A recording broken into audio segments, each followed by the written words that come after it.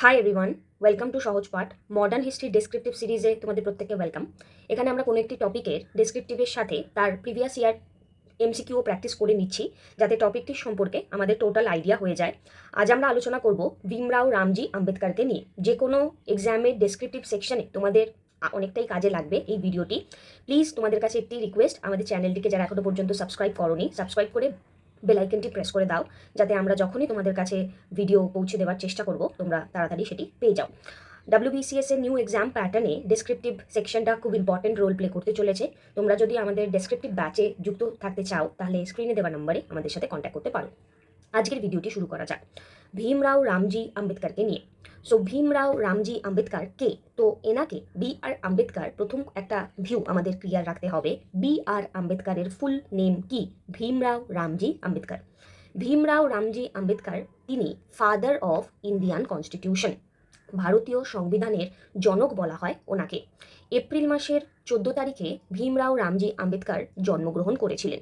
তাই এই যে এপ্রিল মাসের যে 14 তারিখ, এই দিনকে ইকুয়ালিটি ডে হিসেবে আমরা জানি। ইকুয়ালিটি যে ডে, তার মানে হচ্ছে সমতা দিবস। এবার এই ব্যক্তিত্বকে সমতা দিবসের এত বড় একটা তকমা দেওয়া হচ্ছে কেন, একটু আইডিয়া করতে হবে। যারা একদম নতুন পড়ছো তাদের কনসেপ্টও ক্লিয়ার করতে করতে আমি এগোচ্ছি। সো ভারতবর্ষ তথা বিশ্ব সেলিব্রেট করে BR আম্বেদকরের জন্মদিন এপ্রিল মাসের 14 তারিখে। এবং এই 14ই এপ্রিল সমতা দিবস বা ইকুয়ালিটি ডে নামে এই কারণে পরিচিত, বিকজ এই যে BR আম্বেদকর, তিনি একজন ইম্পর্টেন্ট সোশ্যাল রিফর্মার ছিলেন। তিনি সোসাইটির উদ্দেশ্যে অনেক এমন কাজকর্ম করেছেন, হিউম্যানিটেরিয়ান অ্যাসিস্ট্যান্স প্রোভাইড করেছেন, যার মাধ্যমে আমরা এনাকে এই নামকরণটা বা এনার সাথে এই নামটি জুড়ে দিতে বাধ্য হয়েছি। আমরা ভিডিওর সামনে বা সামনের দিকে এই ব্যাপারটা সম্পর্কে আরও ডিটেলে আলোচনা করব। তো সোশ্যাল যে বেসে ইনি কাজ করেছেন, সেই সোশ্যাল বেসের যে কাজটা, সেই কাজের যে স্টেপগুলো, সেগুলো এই সময়ে অনেকেই করেছেন। বাট এনার যে সামাজিক বোধটা, সেই সামাজিক বোধটা অনেকটাই অন্যান্যদের থেকে একটু আলাদা। বিকজ কেন? কারণ এনার মানবিক চিন্তা, সেই মানবিক চিন্তা কিন্তু আমাদেরকে ভাবতে বাধ্য করবে এনার ক্যারেক্টারিস্টিক সম্পর্কে। তো দেখি কি আর বলছেন। He is popularly also known as বাবা সাহেব। বাবা সাহেব এনাকে বলা হয়। এবং ইনি কিন্তু এই যে কথাটা বললাম, সোশ্যাল রিফর্মার ছিলেন, ইকোনমিস্ট ছিলেন, থিঙ্কার, পলিটিশিয়ান এবং প্রথম law minister of independent India. তার মানে এই ব্যক্তিকে আমরা আরও বেশ কিছু অন্যান্য নামে জানি, এবং যার মধ্যে অন্যতম আমরা বলছি, ইনি হচ্ছেন সামাজিকভাবে অনেক কাজকর্ম করার চেষ্টা করেছেন এবং করেওছেন। এবং এই যে ব্যক্তির সাথে এই যে সোশ্যাল বেসে তিনি যে রিফর্ম করে গেছেন, আমরা সোশ্যাল রিফর্মারের নাম পেলেই সবার আগে রাজা রামমোহন রায়ের নাম আসে। মানে সমাজের সংস্কারক হিসেবে যে ইনি কাজ করেছেন, সেই সংস্কারকের পদে এনাকে আমরা দেখতে পারি। এবং প্রথম ল মিনিস্টার ইন্ডিপেন্ডেন্ট ইন্ডিয়া, এই কোশ্চেনটাও আমাদের জন্য জিজ্ঞাসা করা হয়ে থাকে। ভারতের প্রথম এখানে আইন মন্ত্রী হিসেবে উনি পরিচিত। এখানে এই আম্বেদকরজিকে নিয়ে আমরা যদি এনার ডিটেল স্টাডি করি, তাহলে এখানে আমরা দেখতে পারবো যে ইনি এনার যে শুরুর যে দিনগুলো, সেই দিনগুলোতে অনেকটা কষ্ট করে জীবনযাপন করেছেন। এবং এই যে ওনার কষ্ট, সেই কষ্টের, উনি যে কষ্টটা পেয়েছেন দলিত পরিবারে জন্মগ্রহণ করার জন্য, সেই কষ্টটি যাতে ভবিষ্যতে স্বাধীনতার পরবর্তী সময় যারা থাকবে, তার সন্তান, তারা যেন না পায়, তার জন্য উনি অনেক কিছু করে গেছেন। কি করে গেছেন? সবার আগে এখানে আমরা যদি দেখি, যেহেতু তিনি নিজে একজন দলিত পরিবারে জন্মগ্রহণ করেছেন এবং তার শিক্ষা, তার ছোটবেলা অনেকটা কষ্টে কাটার সাথে সাথে তিনি তখনই ভেবে নিয়েছিলেন যে ভবিষ্যতে তার মতো যেন এইরকমভাবে কষ্ট কাউকে পেতে না হয়। তিনি কিন্তু বম্বে ইউনিভার্সিটি থেকে ওনার নিজস্ব ব্যাচেলার যে ডিগ্রি, সেই ডিগ্রি নিয়েছেন। তিনি কিন্তু লন্ডন, নিউ ইয়র্ক থেকে ইকোনমিক্সের উপর পড়াশোনা করেছেন। এবং তিনি ডিপ্রেসড ক্লাস, বা বলা যেতে পারে যে এই যে আমাদের বিভিন্ন আলাদা আলাদা পদক্ষেপ নিয়েছেন, তার মধ্যে অন্যতম বহিষ্কৃত হিতকার্নি সভা for the welfare of the depress classes. এই ডিপ্রেস ক্লাসের জন্য ইনি যে আলাদা আলাদা স্টেপ নেন, তার মধ্যে এটি অন্যতম। 1924 সালে তিনি এই সভাটি চালু করেন, যারা পিছিয়ে পড়া গোষ্ঠী রয়েছে তাদের কল্যাণ স্বার্থে। ডিপ্রেস ক্লাসের এই সভা তিনি তৈরি করেছেন 1924 সালে। এবং এর পরবর্তী সময় তিনি কিন্তু মাহাদ সত্যাগ্রহ লঞ্চ করেছিলেন। মাহাদ সত্যাগ্রহ 1927। এবার এখানে তখনকার টাইমে মানুষকে জাগরণ করাটা খুব প্রয়োজনীয়তা ছিল। তাই 1927 তিনি মারাঠি ফর্টনাইটি নিউজ পেপার বহিষ্কৃত ভারত এখানে লঞ্চ করেন। এই ডিপ্রেস ক্লাসের যে ইস্যুটা রয়েছে, সমস্যা রয়েছে, পিছিয়ে পড়া বর্গের মানুষদের যে বিভিন্ন সামাজিক যে পরিকাঠামো তার থেকে দূরে সরিয়ে রাখা হয়, তার উপর চিন্তা করে উনি মারাঠি ফর্টনাইটি বা মারাঠি এখানে সংবাদপত্রের মাধ্যমে, যার নাম রেখেছিলেন বহিষ্কৃত ভারত, তার থ্রু দিয়ে ডিপ্রেস ক্লাসের এই ইস্যুগুলোকে সমস্যার সমাধান করতে চেয়েছেন। তিনি এমন একজন ব্যক্তি যিনি 3টে রাউন্ড টেবিল কনফারেন্সেই পার্টিসিপেট করেন। এবার আমাদের জানতে হবে এই রাউন্ড টেবিল কনফারেন্সেসগুলো কী ছিল। ইতিহাসের পাতায় রাউন্ড টেবিল কনফারেন্সের নাম জড়িয়ে আছে আমাদের সংবিধানের স্বার্থে, বা বলা যেতে পারে ব্রিটিশ সমাজে আমরা যখন দাসত্ব স্বীকার করে একরকমভাবে আমরা বেঁচে আছি, কোনো রকমে আমাদের কোনো রকম স্বাধীনতা নেই, সেই সময়ে সাইমন কমিশনের আসার মাধ্যমে আমরা আমাদের কনস্টিটিউশনাল বা সংবিধানের রিফর্মকে ডিমান্ড করি। এই কনস্টিটিউশনাল যে রিফর্ম, সেই রিফর্মকে আগামী দিনে আমরা দেখতে পারি যে সংবিধানের এই যে মাপকাঠি বা আমাদের সেই সময় পরিকাঠামো কেমন হবে, সেই সমস্ত কিছু আলোচনা করবার জন্য রাউন্ড টেবিল কনফারেন্স একটি ম্যান্ডেটারি অ্যাসপেক্ট হয়ে যায়। এবং রাউন্ড টেবিল কনফারেন্সে তখন আমাদের বিভিন্ন যে জননেতা তারা পার্টিসিপেট করেন। এরকম কটি রাউন্ড টেবিল কনফারেন্স হয়? এরকম 3খানি রাউন্ড টেবিল কনফারেন্স হয়, ফার্স্ট, সেকেন্ড, থার্ড। এবার প্রথম রাউন্ড টেবিল কনফারেন্সে আইএনসি পার্টিসিপেট করেনি, সেকেন্ড রাউন্ড টেবিল কনফারেন্সে আইএনসি পার্টিসিপেট করেছে, যেখানে মহাত্মা গান্ধী আইএনসি রিপ্রেজেন্টেটিভ ছিলেন এবং সাথে ছিলেন সরোজিনী নাইডু। কিন্তু সেকেন্ড রাউন্ড টেবিল কনফারেন্সে পার্টিসিপেট করা সত্ত্বেও সেকেন্ড রাউন্ড টেবিল কনফারেন্স কিন্তু ফেল হয়, এবং তার পরবর্তী টাইমে থার্ড রাউন্ড টেবিল কনফারেন্স আমরা দেখতে পাই হয়, সেক্ষেত্রেও কিন্তু কোনো সুরাহা আমরা পাই না।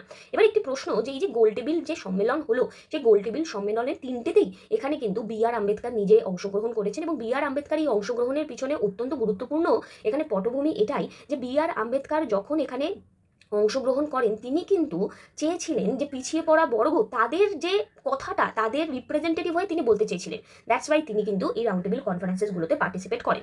Doctor B R. আম্বেদকর এবং মহাত্মা গান্ধী পরবর্তী সময় পুনা প্যাক্ট পাস করেন বা পুনা প্যাক্ট সাইন করেন কবে? সেপ্টেম্বর মাসের 24 তারিখ 1932 সালে। কিসের জন্য? এই ডিপ্রেস যে ক্লাস তাদেরকে সেপারেট ইলেক্টোরেট প্রোভাইড করার জন্য পৃথক নির্বাচন কমিটি এখানে বা মণ্ডলী বলতে পারো গঠন করা হয়েছে। এবার এটা কেন, কারণটা কি? কারণ হচ্ছে কি এখানে খুবই স্বাভাবিক। দেখা যাচ্ছে যে এই বি.আর. আম্বেদকর, এনাকে তার ছোটবেলায় অনেক তাচ্ছিল্যের শিকার হতে হয়েছে, অনেকে তাকে অপমান করেছে, তার শিক্ষাগত যোগ্যতা থাকা সত্ত্বেও তাকে অন্যান্য ব্রাহ্মণবর্গীয় বা উচ্চ বর্ণের মানুষের থেকে অনেকটা দূরে থাকতে হয়েছে, তার সুযোগ সুবিধা তিনি পাননি। তাই যখন থার্ড রাউন্ড টেবিল কনফারেন্স ওইখানে ফেল হলো, বি.আর. আম্বেদকর কোথাও একভাবে নিজেকে দৃঢ় করলেন এবং বললেন যে না, ডিপ্রেস ক্লাসদের জন্য আমাদেরকে সেপারেট ইলেক্টোরেট বা এখানে বলা যেতে পারে পৃথক নির্বাচন ব্যবস্থা দিতে হবে। তার মানে ডিপ্রেস ক্লাসের জন্য সিট এখানে সংরক্ষণ রাখতে হবে, এবং এই যে সংরক্ষণ, এই সংরক্ষণের রাখার স্বার্থে পুনা প্যাক্ট এখানে সাইন করা হয় সেপ্টেম্বর মাসের 24 তারিখ 1932 সালে। এই প্যাক্টের মাধ্যমে এখানে ডিপ্রেস ক্লাসদেরকে সেপারেট ইলেক্টোরেট দেওয়া হয়ে থাকে। এখানে ডক্টর ভীমরাও আম্বেদকর তার পরবর্তী টাইমে এখানে তৈরি করেন independent labour party, August 15, 1936। Independent labour party, independent labour party এখানে তৈরি করা হয় ওনার দ্বারা। তো নামই বুঝতে পারছো, লেবার পার্টি। লেবার পার্টি মানে শ্রমিক বর্গীয় মানুষদের পাশে থাকার জন্য, তাদের কল্যাণের জন্য এখানে ডক্টর বি.আর. আম্বেদকর এখানে ইন্ডিপেন্ডেন্ট লেবার পার্টি গঠন করেন। তিনি ড্রাফটিং কমিটির পরবর্তীকালে চেয়ারম্যান হন। এবার এই ড্রাফটিং কমিটি কি? এই ড্রাফটিং কমিটি হচ্ছে সেই কমিটি যেখানে বি.আর. আম্বেদকর এখানে রিপ্রেজেন্টেটিভ হিসেবে কাজ করেন, এবং এখানে আমাদের কনস্টিটিউশন ফ্রেমিংয়ের দায়িত্ব দেওয়া হয় ক্যাবিনেট মিশনের দ্বারা। এবার এই যে ক্যাবিনেট মিশন এখানে আসছেন, এবং এখানে এসে ড্রাফটিং কমিটিতে এখানে ইনি চেয়ারপারসন হলেন।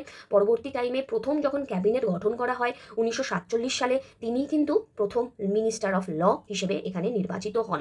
এখানে দেখা যাচ্ছে যে ড্রাফটিং কমিটির মেম্বার স্বরূপ তিনি আমাদের কনস্টিটিউশনের যে রূপরেখা খুব সুন্দরভাবেই এখানে পরিচালনা করেন, এবং ভারতবর্ষের সবচেয়ে highest civilian honour Bharat Ratna B.R.. আম্বেদকরকে দেওয়া হয় 1990-তে। বি.আর. আম্বেদকর তিনি তার ক্যাবিনেট পদ থেকে কিন্তু বেশ কিছুদিনের মাধ্যমেই দেখা যায় তিনি নিজেকে সেখান থেকে সরিয়ে আনেন, এবং তিনি হিন্দু কোড বিলের বিপক্ষে গিয়ে, তার যে মতবিরোধ তার বিপক্ষে গিয়ে তিনি এখানে সরে আসেন 1951-এ। তো এখানে তো আমরা একটা শর্ট আলোচনা করছি বি.আর. আম্বেদকরকে নিয়ে, বাট এই সমস্ত ক্যারেক্টারিস্টিক্স এতটাই গভীর কাজ করে গিয়েছেন আমাদের ইতিহাসের পাতায়, পুরো মডার্ন হিস্ট্রিতেই এনাদের উল্লেখ রয়েছে। তাই আরও ডেসক্রিপটিভভাবে আমাদের সাথে পড়তে গেলে অবশ্যই আমাদের সাথে কানেক্ট থাকার চেষ্টা করো, এবং আমাদের ওয়েবসাইটও তোমরা চাইলে ভিজিট করতে পারো। এখানে অনেক ফ্রি রিসোর্সেস তোমাদেরকে প্রোভাইড করা হয়। এখানে আমি বি আর আম্বেদকরকে নিয়ে যদি অল্প বিস্তর কথা বলি তাহলে এখান থেকে আরও একটি ঘটনা আমরা দেখতে পারি যে মুখ নায়ক বলে একটি নিউজ পেপার আছে। সেই মুখ নায়ক নিউজ পেপারটি এখানে 1920-র এই নিউজ পেপার, বহিষ্কৃত ভারত আমরা 1927 দেখলাম। এখানে এগুলির সাথে ইনি কানেক্টেড ছিলেন। একটি খুব ইম্পর্টেন্ট বই আসে বুদ্ধা অ্যান্ড হিজ ধাম্মা। এই বইটি কার লেখা? Buddha and his Dhamma. এই বইটি বি আর আম্বেদকরের লেখা। তাহলে এখানে একটা পয়েন্ট তোমাদের জেনে রাখা ভালো, তিনি কিন্তু পরবর্তী সময় বুদ্ধিজমে কনভার্ট হয়ে গেছিলেন। তিনি বলেছিলেন যে এই ধর্ম হিন্দুইজমকে নিয়ে সব মানুষকে সমান অধিকার দিতে পারে না, সেই ধর্মের সাথে কানেক্টেড থাকার কোনো কারণ নেই, এবং তিনি বুদ্ধিজমে কনভার্ট হয়েছিলেন 1956-এ।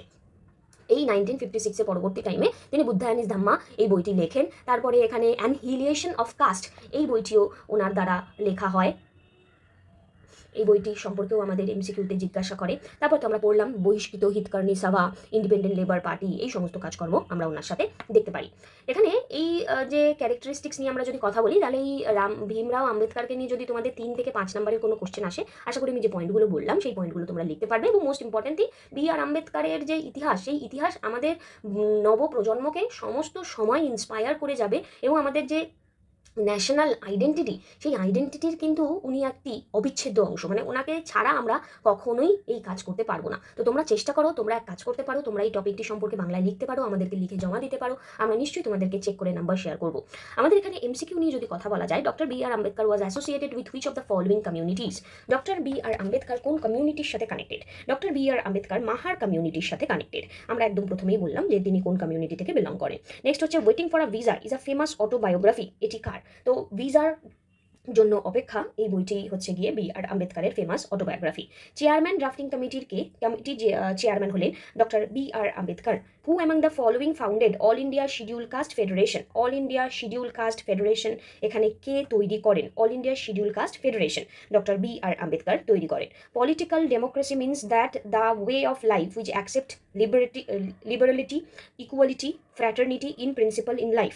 সো এই স্টেটমেন্টটি কার? তো পলিটিক্যাল ডেমোক্রেসি মানে এখানে যেখানে লিবার্টিকে, ইকুয়ালিটিকে, ফ্র্যাটার্নিটিকে জায়গা দেওয়া হয়।